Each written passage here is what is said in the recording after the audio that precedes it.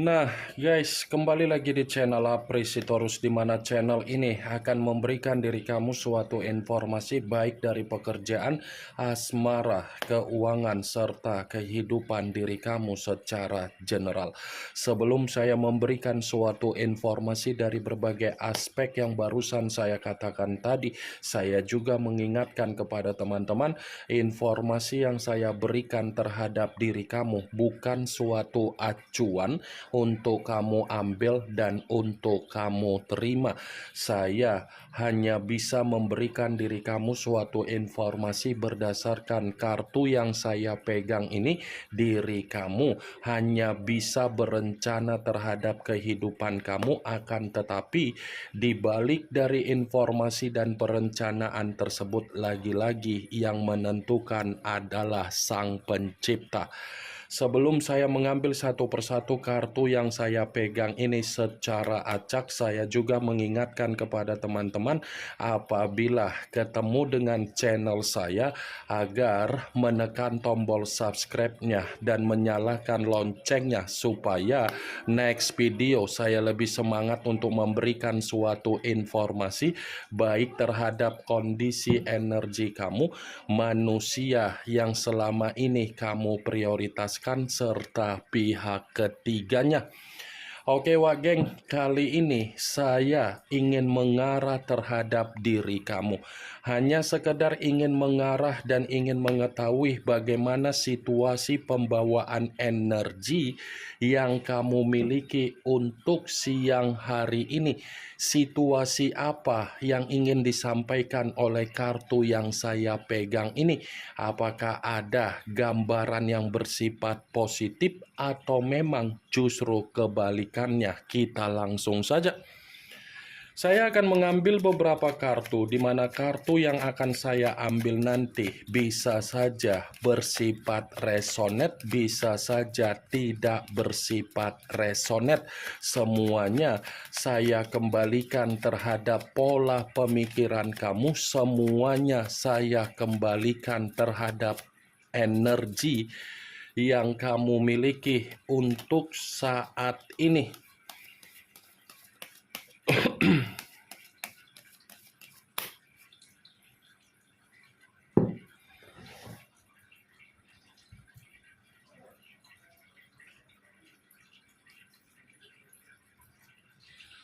Muncul kartu ini.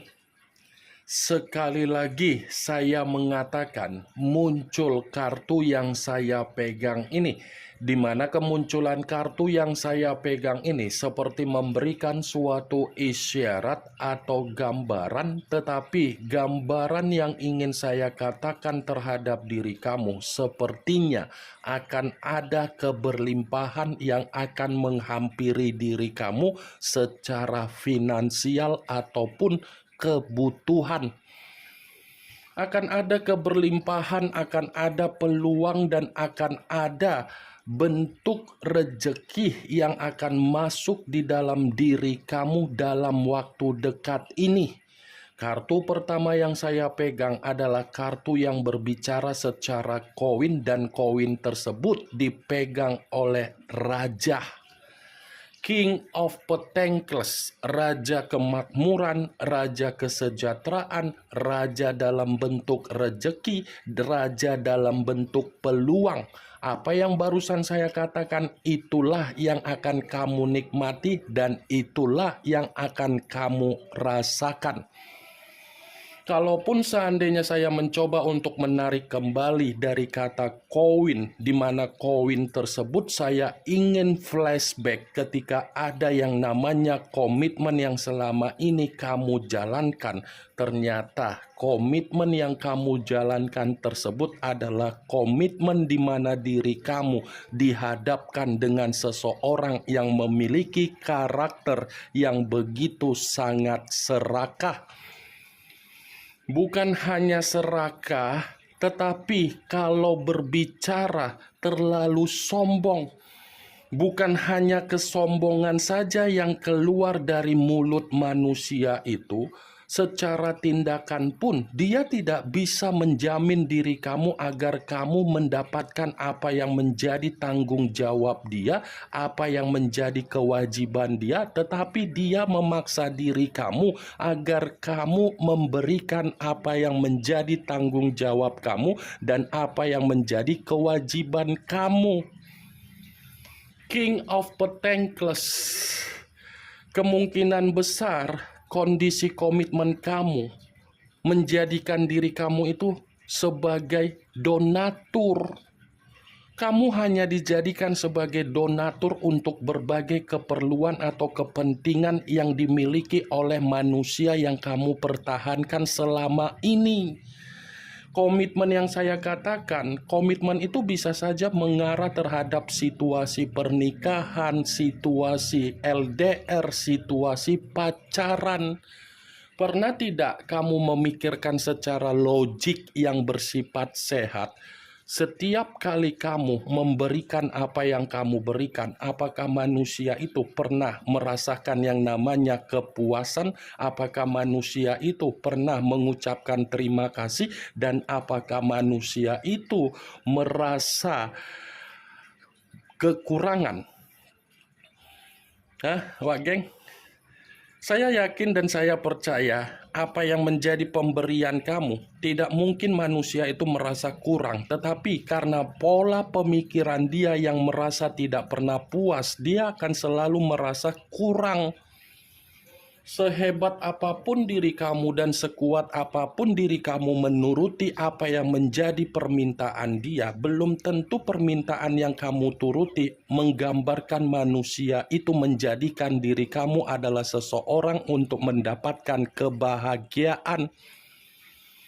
Kenapa saya mengatakan situasi tersebut? Salah satu contoh bagaimana tindakan dia ketika dia bersama dengan diri kamu. Bagaimana tindakan dia ketika dia bersama dengan diri kamu? Pasti manusia itu hobinya main Mobile Legends. Selalu ada tindakan yang dia buat terhadap diri kamu agar kamu terpancing emosi, agar kamu yang disalahkan, agar kamu yang disudutkan. Masih mending diri kamu dijadikan sebagai donatur di dalam situasi kehidupan manusia itu. Ini posisi kamu pun dijadikan sebagai donatur terhadap antek-anteknya di belakang.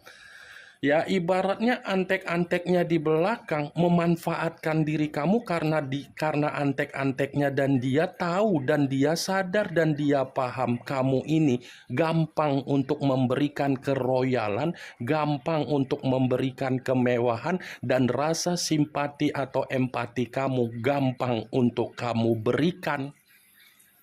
Itu masih secara komitmen. Kalau saya katakan secara aspek yang lain, tidak berbeda jauh dengan kondisi komitmen yang saya katakan barusan.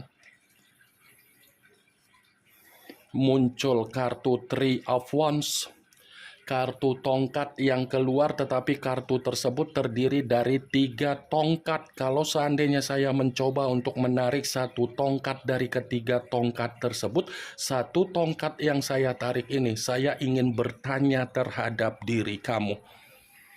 Apakah dalam waktu dekat ini ada situasi perjalanan yang ingin kamu rencanakan untuk kamu lakukan, di mana perencanaan kamu ada kaitannya dengan situasi healing kamu, dengan situasi aset kamu, pekerjaan kamu, atau bisnis kamu? Kalau memang pertanyaan yang barusan saya katakan tadi kamu membenarkan, saya mencoba untuk memperingatkan diri kamu agar kamu yakin, agar kamu mengeksekusikan, agar kamu memprioritaskan. Karena apa? Apa yang ingin kamu lakukan dalam situasi perjalanan kamu dalam waktu dekat ini, bisa saja perjalanan kamu itu akan memberikan diri kamu suatu bentuk keberlimpahan ataupun kemakmuran.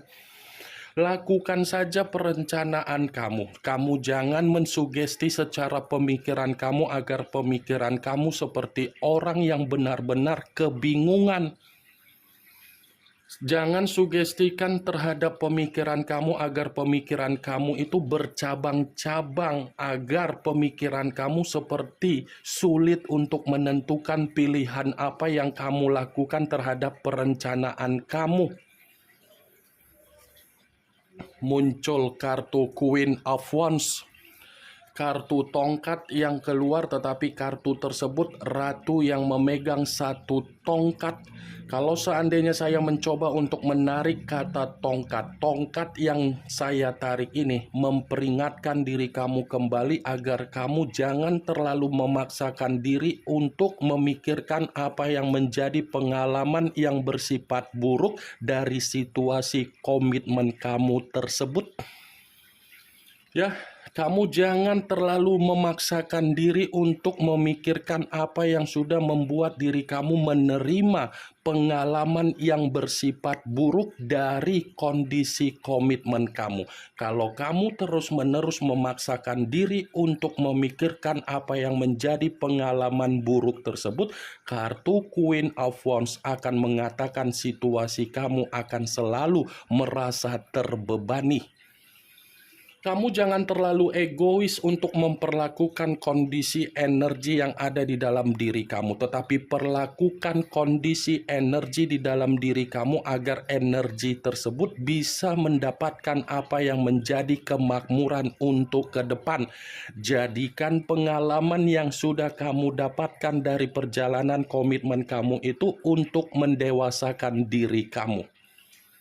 Kalau saya berbicara dari sisi lainnya, ya, kalau saya berbicara dari sisi lainnya, sekalipun diri kamu mencoba untuk ingin berkomunikasi terhadap seseorang yang sudah meninggalkan diri kamu, pikirkan komunikasi yang ingin kamu lakukan tersebut. Pikirkan tindakan kamu, pikirkan apa yang ingin kamu lakukan perihal seseorang yang ingin kamu berikan komunikasi secara perasaan. Karena sudah terlalu banyak situasi yang sudah kamu tutup berdasarkan dari kesedihan kamu.